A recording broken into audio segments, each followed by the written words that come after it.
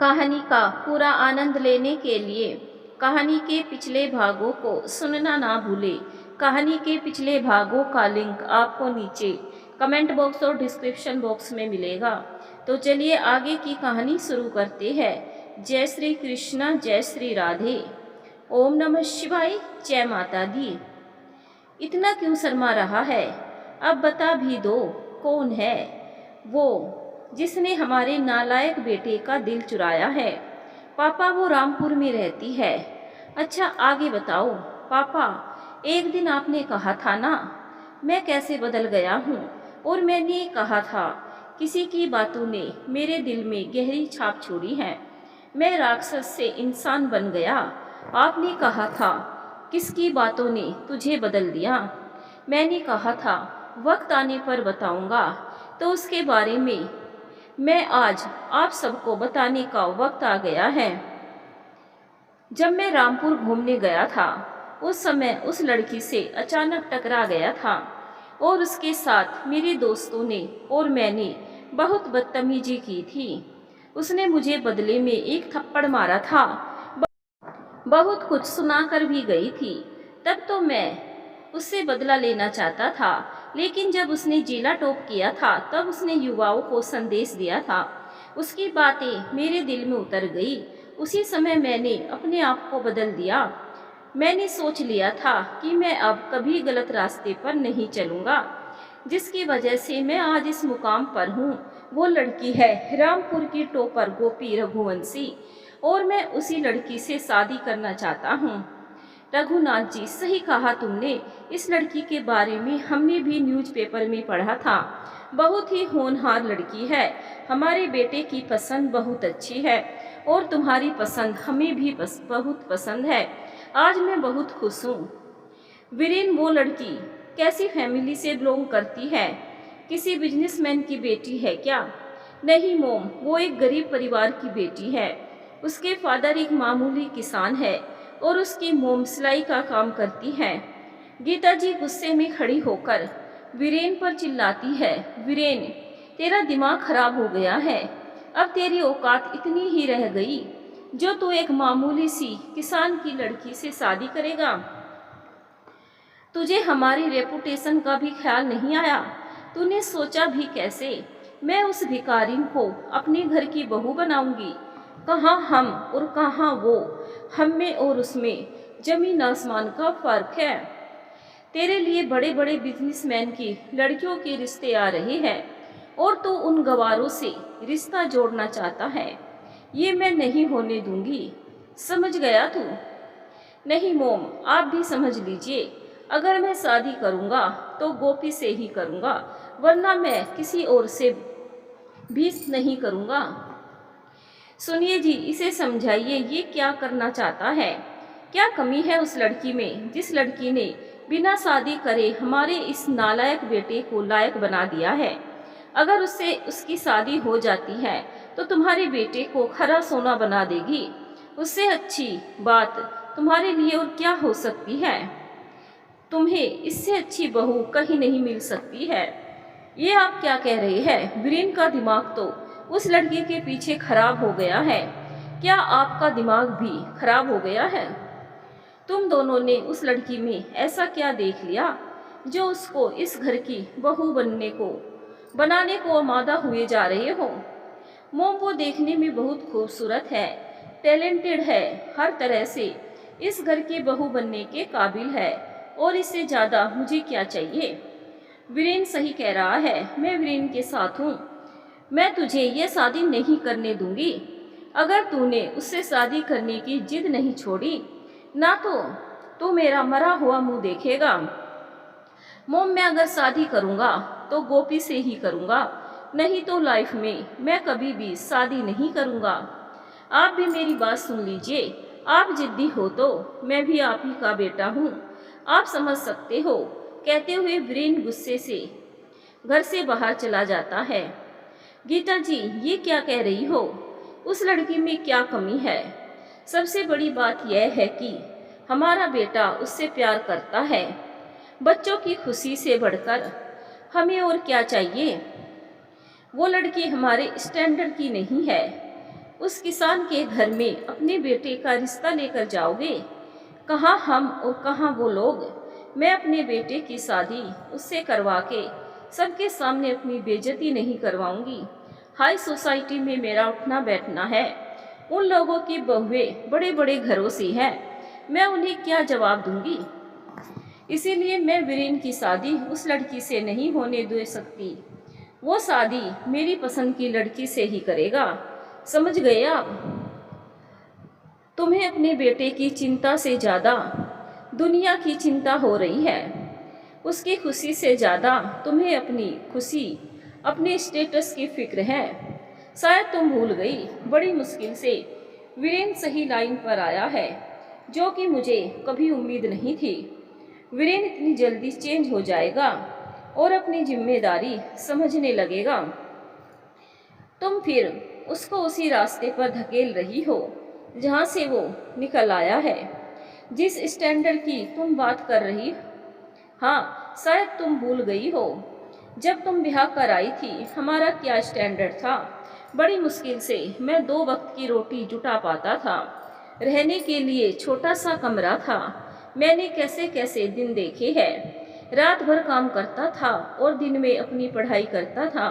जिस होटल में काम करता था उस होटल के मालिक विशंभर नाथ जी अगर मेरी मदद ना करते तो मैं ना जाने आज कहाँ होता। वो आज इस दुनिया में नहीं है, पर मेरे दिल में वो हमेशा रहेंगे। वो मेरे लिए किसी भगवान से कम नहीं थे। उन्हीं की बदौलत मैं आज यहाँ हूँ। हम कितनी भी ऊंची उड़ान क्यों ना भर ले, आखिर में हमें यही ज़मीन चाहिए होती है। इसीलिए कभी भी हमें अपनी ज़मीन को भूलना नहीं चाहिए और बीते दिनों को हमेशा याद रखना चाहिए। जो इंसान अपना बीता हुआ समय भूलकर आज की कामयाबी पर घमंड करता है, वो एक ना एक दिन उस ज़मीन पर मुंह के बल गिरता है।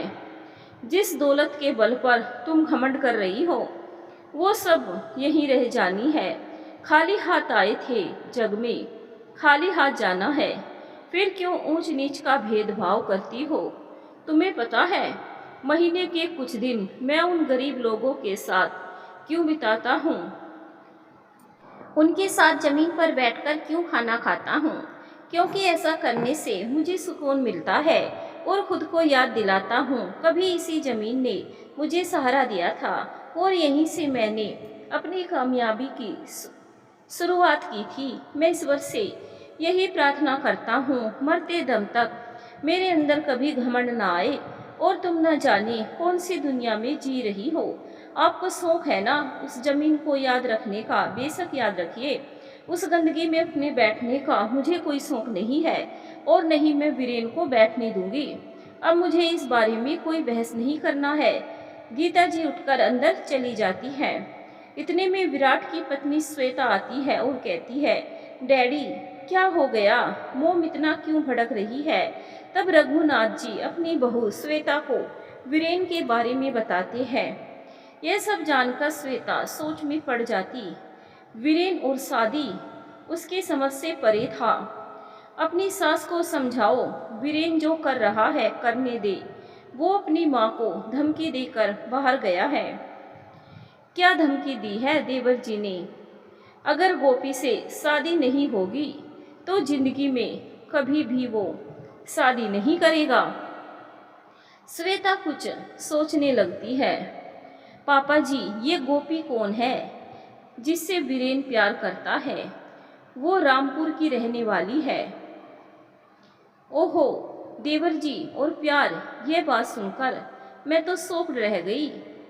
देवर जी ने तो हम सबको सरप्राइज कर दिया है। पापा जी, मम्मी जी को गोपी से क्या प्रॉब्लम है? वो एक किसान की बेटी है और गरीब परिवार से है। गीता जी को गरीब लोगों से नफरत जो है। पापा जी, मम्मी जी ठीक तो कह रही है। गोपी हमारे स्टैंडर्ड की नहीं है। देवर जी के लिए रिश्तों की कमी है क्या? मैं भी इस शादी के खिलाफ हूँ। मैं तो भूल ही गया, तुम अपनी सास से कम थोड़ी ना हो। तुम तो उससे भी ऊंचे खानदान से हो। तुम्हारी नाक कट जाएगी। कोई गरीब तुम्हारे आसपास रहेगा तो जाओ यहाँ से, ये सब तुम्हारे बस का नहीं है। श्वेता अपने कमरे में जाकर कुछ देर बैठकर कहती है, पापा जी की नज़र में मेरी कोई इज्जत ही नहीं है, हमेशा मुझे गलत ही समझते हैं। कुछ देर सोचती है और खुश हो जाती है। मन ही मन में कहती है, अगर मैं मम्मी जी को देवर जी और गोपी की शादी के लिए मना लूं, तो पापा जी की नज़र में मेरी इज्जत बढ़ जाएगी और क्या पता मुझसे खुश होकर कुछ प्रॉपर्टी मेरे नाम कर दे। अब मुझे हर हाल में मेरी प्यारी सासू माँ को शादी के लिए मनाना होगा। ससुर जी का दिल जीतने का यही अच्छा मौका है। श्वेता अपने ससुर जी के पास जाती है और बोलती है, पापा जी मुझे माफ़ कर दीजिए, मैंने आपका दिल दुखाया है। कभी भी आपके फीलिंग की कदर नहीं की, हमेशा अपनी मनमर्जी से चली हूँ। आज मुझे रियलाइज हुआ कि मैं कितनी गलत थी। हमेशा से निचले स्तर के लोगों से घृणा करती आई हूँ। मैं ये भूल गई कि इंसान धनवान हो या गरीब है तो इंसान ही। I am sorry. आज से मैं आपके और विराट के सिखाए हुए रास्ते पर चलने की कोशिश करूंगी। आप निश्चिंत रहिए, अब मैं मम्मी जी को समझाऊंगी और देवर जी की शादी गोपी से कराऊंगी। मम्मी जी मेरा कहना जरूर मानेगी, बस आप शादी की तैयारी कर लीजिए। बहू आज मैं तुमसे बहुत खुश हूँ। अगर गीता जी को तुम मना लेती हो तो तुम जिस चीज़ पर हाथ रखोगी ना वो तुम्हें मिलेगा। श्वेता मन ही मन में खुश होती है और रघुनाथ जी के सामने अच्छी बनने का नाटक करती है। पापा जी मुझे कुछ नहीं चाहिए, सब कुछ तो मेरा ही है। बस मुझे आशीर्वाद दीजिए कि मैं आगे से आप जैसी बन सकूं। मेरा आशीर्वाद हमेशा तुम लोगों के साथ है। श्वेता रघुनाथ जी के पैर छूकर आशीर्वाद लेती है और गीता जी के कमरे की ओर जाती है। आगे जाकर मुड़कर रघुनाथ जी को देखती है और कहती है, माय गॉड, इस दौलत के लिए क्या क्या करना पड़ता है। ये बूढ़ा सारी जायदाद पर कुंडली मारकर बैठा हुआ है, ना जाने कब तक इसके आगे पीछे मंडराना पड़ेगा। वैसे आज एक अच्छी बात कही है, जिस चीज़ पर हाथ रखोगी वो मिलेगा। ठीक है, वक्त आने पर ऐसी चीज़ पर हाथ रखूंगी ना, याद रखेगा। मुस्कुराते हुए अंदर जाती है। मम्मी जी क्या हुआ, क्यों मुंह फुलाकर बैठी हो? मुझे पापा जी ने सब कुछ बता दिया है देवर जी के बारे में। आप देवर जी और उस लड़के की शादी के लिए मान जाइए। देवर जी की खुशी से बढ़कर और हमें क्या चाहिए। श्वेता ये क्या कह रही हो? हाँ माँ, मैं ठीक कह रही हूँ। उन दोनों की शादी हो जाने दीजिए। पापा जी और देवर जी की भी खुशी के लिए हमें कॉम्प्रोमाइज करना पड़ेगा। श्वेता मुझे तुमसे ये उम्मीद नहीं थी। एक तुम ही तो मुझे समझती थी, तुम भी उन्हीं लोगों की भाषा बोलने लगी हो। वैसे तुम इस घर की खुशी के बारे में कब से सोचने लगी हो? श्वेता हंसते हुए बोली, माँ कल से। पापा जी की बात सुनकर मैं इंस्पायर्ड हो गई हूँ। अच्छा, तुम पर उनकी बातों का असर होने लगा है, लेकिन तुम इतनी भोली तो हो नहीं। अपने पापा जी की बातों से इंस्पायर्ड हो जाओ। तुम्हारी शादी को 2 साल होने वाले हैं, आज तक तो तुम्हारे अंदर कोई बदलाव नहीं आया, फिर अचानक क्या हो गया? इस नाटक के पीछे कुछ न कुछ मतलब छुपा होगा। मम्मी जी आप सही समझी, मैं और इंस्पायर्ड हो नहीं सकता। इसके पीछे मेरा मतलब है ना, मेरा मतलब है कि ये सब आपके लिए ही तो कर रही हूँ। क्या कह रही हो? मैं कुछ समझी नहीं। मेरे लिए क्यों कर रही हो? माँ आप कितनी भोली हो। मेरी बात अब गौर से सुनिए। अगर आप देवर जी की शादी उनकी मर्जी से होने नहीं देती हो तो देवर जी आपसे हमेशा के लिए दूर हो जाएंगे। वो वहीं जाकर उस लड़की से शादी कर ले, वहीं घर बसा लेंगे और आपसे नफरत करने लगेंगे। आपको तो पता ही है वो कितने जिद्दी है। वो किसी की सुनते कहाँ हैं, करते तो अपने मन की ही है। अब आप ही सोचिए मम्मी जी, अगर आप अपनी जिद पर अड़ी रही तो आपका बेटा भी आपके हाथ से निकल जाएगा। और पापा जी तो पहले से ही आपसे नाराज रहते हैं। आप फिर अकेले इस घर में क्या करोगी? इसीलिए कह रही हूँ, जो हो रहा है होने दीजिए। मैं उस लड़की को इस घर की बहू के रूप में कैसे स्वीकार करूँ? अरे मम्मी जी, मैं भी कहाँ इस शादी से खुश हूँ। मैं तो देवर जी और पापा जी की खातिर तैयार हो गई हूँ, लेकिन अभी हमें इनका साथ देना होगा। अगर आप देवर जी की शादी उस लड़की से करवाने को तैयार हो जाते हो तो आपका बेटा आपकी मुट्ठी में होगा।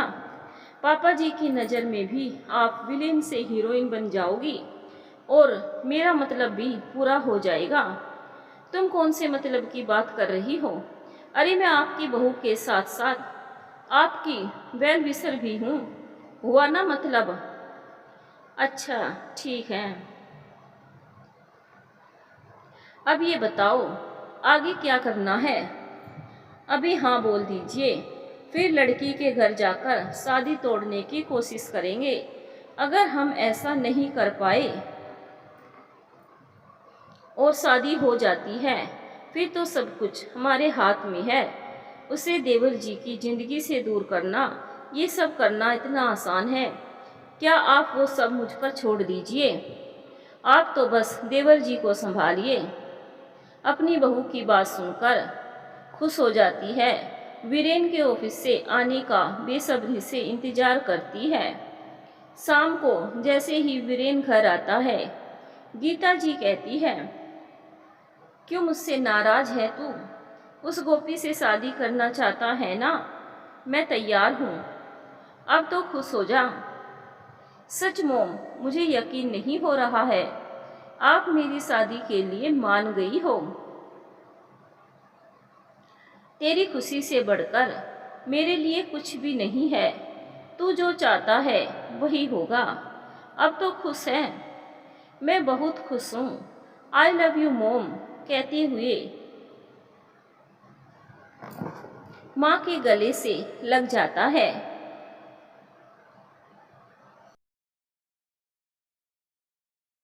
उधर श्वेता अपनी कामयाबी पर मुस्कुरा रही थी।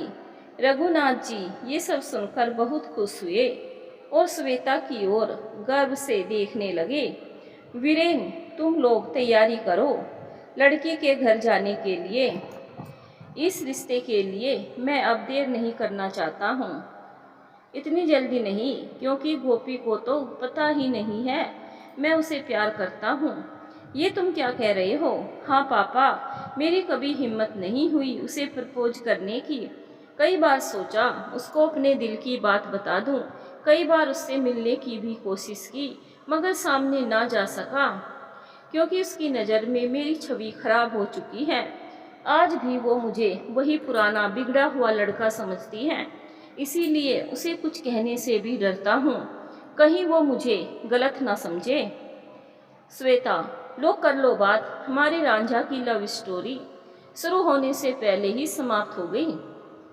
अब शादी कैसे होगी देवर जी? पता नहीं भाभी, ये तो मैं भी नहीं जानता हूँ। तो किस आधार पर तुम गोपी से शादी करने की सोच रहे हो? पापा, शादी तो मैं उसी से करूँगा। अब आप ही लोगों को उसके साथ मेरी शादी करवानी होगी। वो तो ठीक है, मैं चाहता हूँ कि तुम पहले उसे अपने दिल की बात बताओ। उसकी राय जानना भी तो जरूरी है। वो हाँ बोलती है तो हम रिश्ते की बात आगे बढ़ाएंगे। पापा, ये सब मुझसे नहीं होगा, क्योंकि मुझ में उससे बात करने की हिम्मत नहीं है। फिर कैसे आगे बात बढ़ेगी? पापा, आप ना रमाकांत अंकल से बात कर लीजिए, क्योंकि वो रमाकांत अंकल के छोटे भाई की बेटी है और रमाकांत अंकल उसे अपनी बेटी मानते हैं। अगर रमाकांत अंकल मान गए तो गोपी का परिवार भी मान जाएगा और गोपी भी अपने ताऊ जी को कभी ना नहीं कहेगी। अच्छा, वो रमाकांत की रिलेटिव है? ये तो बहुत अच्छी बात हो गई। अब तुम्हारे रिश्ते की बात रमाकांत के द्वारा ही होगी। आजकल रमाकांत यही हमारी नई ब्रांच में है। मैं आज ही उसे घर पर बुला लेता हूँ। ठीक है रमाकांत, आज शाम को घर पर आना है। तुमसे कुछ ज़रूरी बात करनी है। ठीक है सर, आता हूँ। रघुनाथ जी का सारा परिवार हॉल में बैठकर अपनी बातों में मशगूल था और रघुनाथ जी बार बार मेन गेट की तरफ देख रहे थे। इतने में रमाकांत जी पहुंच जाती है और दरवाजे पर खड़े होकर, सर मैं अंदर आ सकता हूँ? रमाकांत, तुम्हें मेरे घर में आने के लिए इजाज़त की ज़रूरत कब से पड़ने लगी? बेझिझक आओ, यार तुम्हारा ही घर है और तुम मेरे लिए बहुत ही अजीज हो। मेरे लिए मेरे बेटों से भी बढ़कर हो। मैं खुद से भी ज़्यादा विश्वास तुम पर करता हूँ, तो ये फॉर्मेलिटी क्यों रमाकांत? सर, सब लोग साथ बैठे थे इसीलिए। तो क्या हुआ, ये भी तुम्हारा ही परिवार है। तब तक वीरेन उठकर रमाकांत को बैठने के लिए बोलता है। रघुनाथ जी रमाकांत जी के हाल चाल पूछते हैं, फिर कंपनी और काम के सिलसिले में बातचीत करते हैं। तब तक खाना तैयार हो जाता है। सब साथ बैठकर खाना खाते हैं। खाना खाने के बाद रमाकांत रघुनाथ जी से कहती है, सर आपको मुझसे कुछ बात करनी थी। क्या बात है? रमाकांत, बात तो करनी है पर कहाँ से शुरू करूं, समझ नहीं आ रहा। सर क्या बात है, कोई प्रॉब्लम है क्या? नहीं, ऐसी कोई बात नहीं है। दरअसल बात यह है कि मेरे नालायक बेटे को प्यार हो गया है और वो शादी करना चाहता है। सर ये तो बहुत अच्छी बात हो गई। वीरेन बाबा शादी करना चाहते हैं। अब वो नालायक नहीं, एक समझदार इंसान बन गए हैं। 1 साल के अंदर वो क्या से क्या हो गए हैं, मुझसे बेहतर इन्हें कौन जानता है। इनके साथ काम करके मुझे काम करने का नया अनुभव मिला है। अंकल, आपने मुझसे नहीं, आपके साथ रहकर मैंने आपसे बहुत कुछ सीखा है। ये तो बाबा आपका बड़प्पन है जो मुझे इतना मान दे रहे हो। सर, अब वीरेन बाबा की शादी की तैयारी कर लीजिए। वैसे सर, लड़की इनकी पसंद की है या आप लोगों ने ढूंढी है? लड़की इसकी पसंद की है, हमको तो सिर्फ इसकी शादी करवानी है। सर लड़की कौन है? आपके बिजनेस पार्टनर की बेटी है क्या? नहीं रमाकांत, वो नहीं है। इसने तुम्हारे रामपुर की लड़की पसंद की है, उसी से प्यार करता है। अच्छा, रामपुर में? लेकिन मैंने तो कभी नहीं देखा उस लड़की को, ना कभी बात करते हुए सुना, क्योंकि मैं तो ज़्यादा वक्त इन्हीं के साथ रहता था। रमाकांत, तुम जानते हो उसे? सर मैं जानता हूँ। वो कौन है? तुम्हारे छोटे भाई मनोहर की बेटी गोपी। रघुनाथ जी की बात सुनकर रमाकांत जी शॉक्ड रह जाता है। सर ये आप क्या कह रही है? मैं कुछ समझा नहीं। गोपी से वीरेन बाबा की शादी करना चाहती है, पर क्यों? वीरेन गोपी से प्यार करता है और उसी से शादी करना चाहता है। आगे की बात वीरेन तुम्हें खुद बताएगा। Uncle, I am sorry, but मैं क्या करूं? मुझे गोपी से प्यार हो गया। मैं जानता हूं गोपी मुझसे नफरत करती है, पर मैं कितना बेबस हूं, अपने ही दिल से हार गया हूं। वीरेन रमाकांत जी को सब कुछ बताता है, वो किस तरह गोपी से प्यार करता है और गोपी से शादी करना चाहता है। अंकल, अब आप ही बताइए मैं क्या करूं? रमाकांत असमंजस में पड़ जाता है। उसकी समझ में नहीं आता कि वो क्या कहे और क्या ना कहे। रमाकांत जी की चुप्पी देखकर रघुनाथ जी कहते हैं, क्या हुआ रमाकांत, क्यों चुप हो? इस रिश्ते से तुम्हें कोई परेशानी है क्या? सर, मुझे कोई परेशानी नहीं है, पर कहकर फिर चुप हो जाता है। रमाकांत, पर क्या? तुम इतने परेशान क्यों हो गए? क्या हुआ? कुछ तो बोलो। सर, मैं क्या बोलूं? इस रिश्ते के लिए मैं कुछ भी नहीं कह सकता हूँ। इस बारे में मनोहर से पूछना पड़ेगा। मनोहर तैयार हो भी जाता है तो गोपी कभी इस शादी के लिए तैयार नहीं होगी। हाँ, वो तो तुम ठीक कह रहे हो, क्योंकि उस बच्ची के साथ वीरेन ने अच्छा व्यवहार नहीं किया था। पर रमाकांत, अब वीरेन बदल गया है और गोपी से माफ़ी भी मांग ली थी।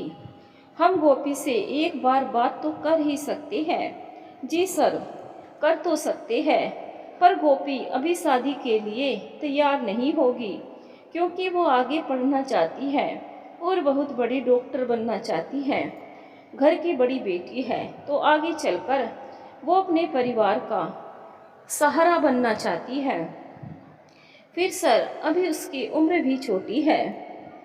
गोपी को मैं अच्छे से जानता हूँ, वो अभी शादी के लिए तैयार नहीं होगी। बहुत बड़े बड़े सपने हैं उसके, उन सपनों को वो साकार करना चाहती है। फिर मैं कैसे उसे इस बंधन से में बंधने के लिए कहूँ? उम्र छोटी है तो क्या हुआ, हम 1 साल और रुकने को तैयार हैं। और रही बात उसकी पढ़ाई की, शादी के बाद मैं उसे पढ़ाऊंगा, उसके हर सपने को मैं पंख दूंगा, उसके परिवार की मैं मदद करूंगा। सर, वो किसी की मदद नहीं लेगी, वो बहुत ही खुददार लड़की है। कोई बात नहीं, वो जैसा चाहेगी वैसा ही होगा। वो शादी के बाद रामपुर में रहकर अपनी आगे की पढ़ाई करेगी, और तुमसे ये मेरा वादा है कि मैं गोपी को बहू नहीं, अपनी बेटी बनाकर रखूंगा। फिर वीरेन भी तो रामपुर का काम देख रहा है, ये अपना बिजनेस संभालेगा और गोपी वहीं रहकर अपनी पढ़ाई पूरी करेगी और साथ साथ अपने परिवार का ध्यान भी रखेगी। क्या कहते हो रमाकांत? अब तो कोई परेशानी नहीं है ना? अंकल, पापा एकदम सही कह रहे हैं, जैसा गोपी चाहेगी वैसा ही होगा। आप निश्चिंत रहिए। अगर ऐसा हो सकता है तो चलिए मनोहर से बात करते हैं। ऐसे फ़ोन पर नहीं, रमाकांत, उनके घर जाकर आमने सामने बैठकर बात करेंगे। ओके सर, जैसा आप कहे। गीता जी और श्वेता भी साथ चलने के लिए कहती है, लेकिन रघुनाथ जी मना करते हैं। कहते हैं, अभी तुम लोग जाकर क्या करोगे? जब रिश्ते की बात आगे बढ़ेगी तभी जाओगे।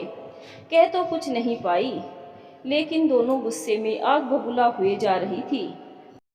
अगले दिन वीरेन, रमाकांत और रघुनाथ जी रामपुर के लिए निकल जाते हैं। शाम को वहां पहुंच जाते हैं। रात को तीनों वहीं रघुनाथ जी के शोरूम में आराम करते हैं। उधर गीता जी और श्वेता परेशान हो रही थी, कहीं रघुनाथ जी उनके बिना रिश्ता पक्का करके ना आ जाए। अगली सुबह वीरेन वहीं शोरूम में रुक जाता है। वो दोनों वहाँ से रमाकांत के गांव के लिए निकल जाते हैं। कुछ देर बाद गांव पहुँच जाते हैं और सर, गोपी के माता पिता को यहीं बुला लेता हूँ। यहाँ क्यों, वहीं चलते हैं। सर, वहाँ आपको दिक्कत होगी, क्योंकि मनोहर का घर थोड़ा छोटा है, तो आपको अच्छा नहीं लगेगा। रमाकांत, तुम ये कैसी बात कर रहे हो? मुझे हर जगह रहने की आदत है। तुम मुझे जानते हुए भी क्यों ऐसी बात कर रहे हो? एक वक्त था, मैं एक छोटे से कमरे में रहता था। आज कुछ पैसे कमा लिए तो क्या मैं वो दिन भूल जाऊंगा? कभी नहीं भूलता हूँ वो समय। सर, वही तो आपकी खासियत है, छोटे बड़े का भेदभाव नहीं करते हैं। आगे से ऐसी बात मुझसे कभी नहीं करना। Okay sir. अब चलो। रमाकांत का परिवार और रघुनाथ जी कुछ देर गोपी के घर पहुंच जाते हैं। मनोहर जी अपने खेतों में काम करने गए हुए थे। उनकी पत्नी घर पर ही थी। गोपी कॉलेज गई हुई थी, बाकी बच्चे भी स्कूल गए थे। बाहर से रमाकांत जी की पत्नी देवकी मीरा गोपी की माँ को आवाज़ लगाती है। उसकी आवाज़ सुनकर मीरा बाहर निकल आती है और बैठने को बोलती है। भाभी जी, यही मेरे सर हैं, इन्हीं की कंपनी में मैं काम करता हूँ। मीरा नमस्कार कर चुप रहती है। तब देवकी कहती है, मीरा सर हमारे यहाँ घूमने आए हैं। फिर दोनों चाय पानी की व्यवस्था करने अंदर चली जाती है। देवकी दीदी, मेरे समझ में ये नहीं आया है, सर यहाँ घूमने आए हैं पर हमारे घर पर क्यों? मुझे बड़ी शर्म आ रही है, इतना बड़ा आदमी हमारे गरीब खाने पर, मुझे तो अजीब सा लग रहा है। अरे मीरा, इसमें शर्माने की कोई बात नहीं है। वो पैसे वाले जरूर है पर इनके अंदर घमंड बिल्कुल भी नहीं है। वे बहुत ही भले आदमी है। वो अचानक हमारे यहाँ क्यों आए हैं? तब देवकी मीरा को गोपी के रिश्ते की सारी बात बताती है। मीरा देवकी की बात सुनकर अचंभित हो जाती है। मीरा कहाँ खो गई? चलो चाय तैयार हो गई, बाकी बात बाद में करते हैं। मीरा और देवकी चाय नाश्ता टेबल पर रख वहीं बैठ जाती है। भाभी जी, मनोहर कहाँ है? खेत पर गए हैं। रमाकांत मनोहर को फ़ोन लगाता है और घर पर आने को बोलते हैं। थोड़ी देर में मनोहर जी घर आ जाते हैं। रमाकांत भाई साहब, आप तो कानपुर गए हुए थे ना, फिर यहाँ कब आए? कल ही आए हैं। मनोहर, ये मेरी सर है। अच्छा, ये सर जी है। सर जी, आपने हमारे गरीब खाने में आने का कष्ट क्यों किया? हमें बुलाया होता, हम आ जाते। अरे मनोहर जी, हमें कोई कष्ट नहीं हुआ है। हमारे अचानक आने से आप लोगों को जो तकलीफ हुई है। नहीं सर जी, हमें कोई दिक्कत नहीं है, बल्कि हमें आपसे मिलने का मौका जो मिल गया है। और ये आप बार बार गरीब की बातें मत किया कीजिए। ऐसी बातें सुनकर हमें अच्छा नहीं लग रहा है। हम सब बराबर है, कोई गरीब कोई धनवान नहीं है। आप ऐसा क्यों सोचते हैं कि आप गरीब हैं? सर जी, ये तो आपका बड़प्पन है। सबको एक समान मानते हैं, पर इस कलयुग में सब आप जैसे नेक दिल इंसान नहीं होते हैं। रमाकांत भाई साहब के मुंह से आपके बारे में बहुत कुछ सुना था, आज देख भी लिया। जैसा सुना था वैसे ही आप हैं। बस बस मनोहर जी, आप मुझे रुलाओगे क्या?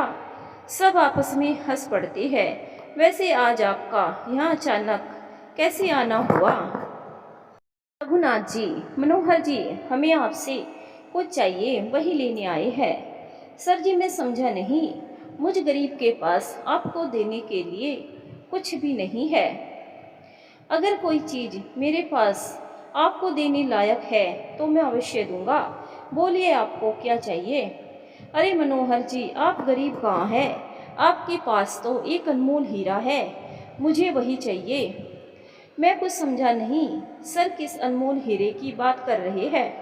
मनोहर जी, मैं आपकी बेटी गोपी को अपने घर की बहू बनाना चाहता हूँ। अपने वीरेन के लिए गोपी का हाथ मांगने आया हूँ। अपने अनमोल हीरे को मुझे दोगे ना? सर, ये आप क्या कह रही है? मेरी बेटी आपके घर की बहू, ये कैसे हो सकता है? आपकी और हमारी कोई बराबरी नहीं है। आप उस आसमान में रहते हैं जहाँ हम कभी पहुँचने की कल्पना भी नहीं कर सकते हैं, और हम जिस जमीन पर रहते हैं वहाँ आप कैसे आ सकते हैं? मनोहर जी, फिर वही ऊंच नीच वाली बात। आप ऐसी बात क्यों करते हो? अगर मैं ऐसा सोचता तो क्या मैं यहाँ आता? नहीं ना। अब आगे से कभी मत कहना कि आप गरीब है, मैं धनवान। ठीक है सर, जैसा आप चाहो। अब आप बताइए, इस रिश्ते के लिए आप तैयार है? हाँ या ना में मुझे जवाब दीजिए। सर जी, हम ना कैसे कह सकते हैं? अगर मेरी बेटी आपके घर ब्याह कर जाएगी तो मैं उसको भाग्यशाली समझूंगा। मैं खुद को खुशकिस्मत समझूंगा। मेरी बेटी इतने बड़े घर की बहू है, पर हमें गोपी से भी पूछना पड़ेगा वो क्या चाहती हैं। सर वीरेन बाबा क्या चाहते हैं, आपने पूछा। मनोहर जी, वीरेन गोपी से प्यार करता है और उसी से शादी करना चाहता है, इसीलिए तो हमें अचानक यहाँ आना पड़ा। तो ठीक है सर जी, गोपी से पूछकर हम आगे बात बढ़ाएंगे। तब तक गोपी कॉलेज से घर आ जाती है। क्या गोपी इस रिश्ते के लिए हाँ करेगी? वीरेन का क्या मकसद है गोपी से शादी करने के पीछे, जानेंगे कहानी के अगले भाग में।